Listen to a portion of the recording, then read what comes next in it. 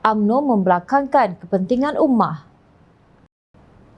PAS masih berharap pimpinan UMNO akan mengutamakan kepentingan ummah berbanding dengan kepentingan parti. Pesuruhjaya PAS Perak Razman Zakaria berkata, PAS Perak menyambut baik keputusan mesyuarat PAS Pusat untuk memperkasakan agenda perpaduan ummah.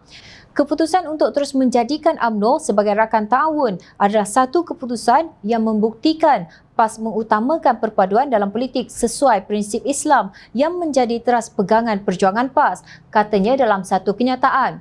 Beliau mengkritik kenyataan Menteri Besar Perak Datuk Seri Sa'rani Muhammad yang berkata bahawa UMNO akan bergerak sendirian dalam menghadapi pilihan raya umum ke-15 akan datang.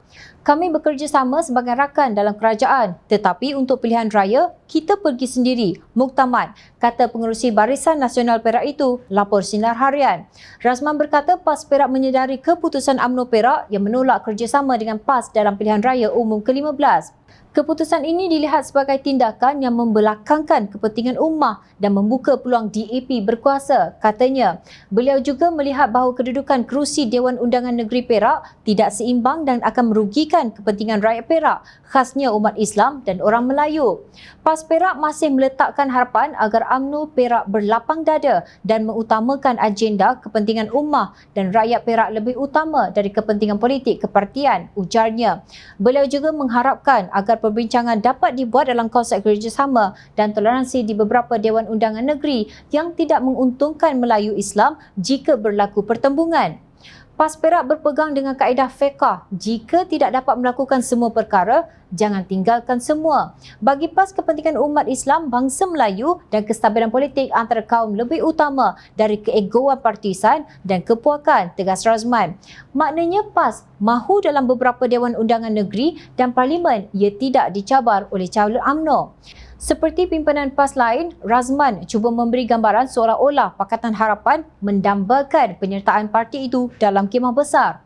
PAS Perak masih mengharapkan pilihan raya umum ke-15 berlaku 1 lawan 1 berkonsepkan penyatuan ummah Parti Melayu dan bukan Melayu yang tidak ekstrim dengan menolak konsep jajaran baharu dan kemah besar. Pendirian Razman itu seiring dengan kenyataan Presiden PAS Tan Sri Abdul Hadi Awang bahawa masih ada rundingan tidak rasmi antara parti itu dan pemimpin UMNO tertentu bagi membincangkan kerjasama menjelang pilihan raya umum ke-15 akan datang.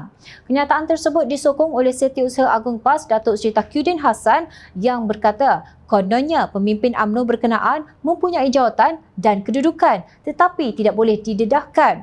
Sebelum ini Abdul Hadi pernah mengata UMNO sebagai itik patah kaki yang mahu berenang sendiri setelah sembuh. Malahnya bila kaki dah sembuh ni nak berenang sendiri. Nak tinggal kita. Ini. Jadi itu satu benda yang tidak bermoral. Yang tak betul.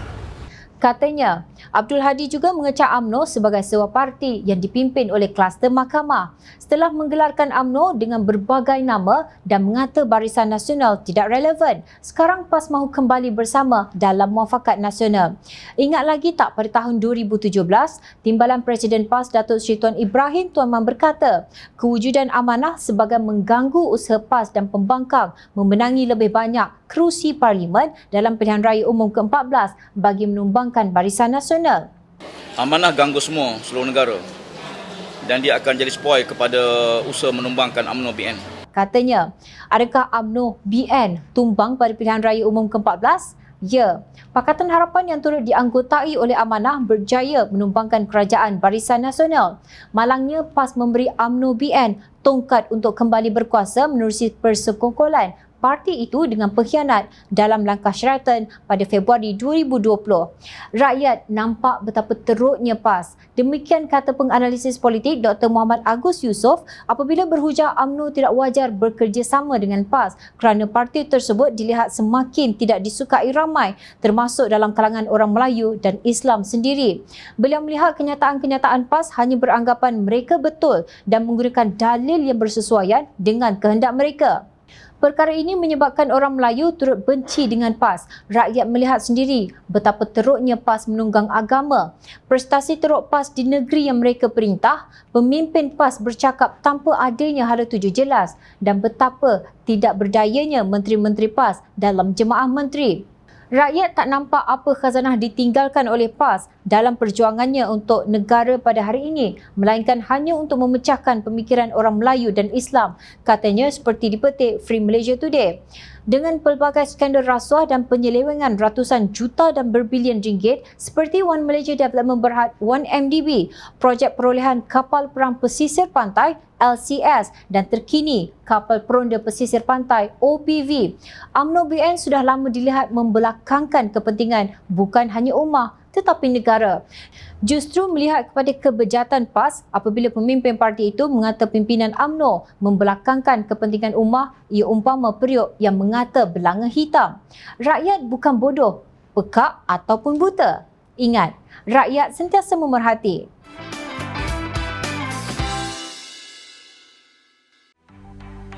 Mencari maklumat dan berita politik yang bebas, kupasan yang tepat, panas.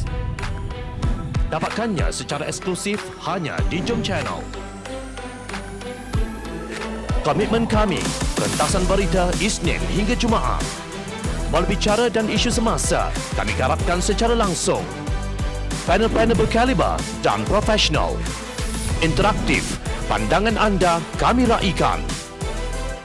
Jangan lupa bersama kami di setiap hujung minggu dalam edisi khas mingguan. Jom Channel, moving forward, sharing a new experience.